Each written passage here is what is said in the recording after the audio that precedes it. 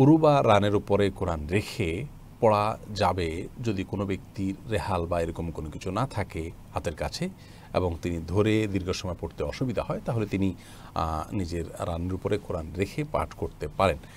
মূলত এখানে দেখার বিষয় হলো তার উদ্দেশ্য কী। কেউ যদি কোরআনকে অপমান করার জন্য এরকম করেন তাহলে তো সেটি তার ঈমান ভঙ্গের কারণ হতে পারে। আর যদি কেউ অবহেলাবশত এমনটি করেন সেটিও অন্যায় হবে।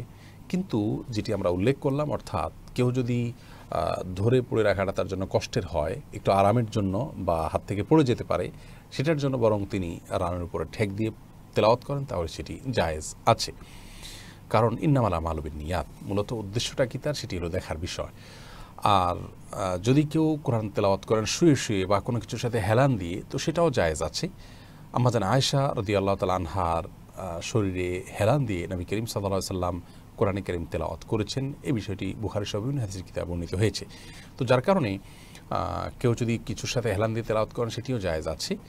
কেউ যদি মুখস্থ শুয়ে শুয়ে কোরআন তেলাওয়াত করেন বা অ্যাপ থেকে দেখে কোরআন তেলাওয়াত করেন শুয়ে, সেটাও জায়েজ আছে। তবে সর্বাবস্থায় কোরআন আল্লাহ রাব্বুল আলামিনের কালাম, তার প্রতি আমাদের পূর্ণ মনোযোগিতা আছে, পূর্ণ আন্তরিকতা আছে, শ্রদ্ধা আছে, সেটি যেন প্রকাশ হয় সেইভাবেই তেলাওয়াত করতে পারলে ভালো। অর্থাৎ উঠে বসে যদি সিরিয়াসনেসের সাথে তেলাওয়াত করা যায় সেটা অধিকতর উত্তম এবং ভালো।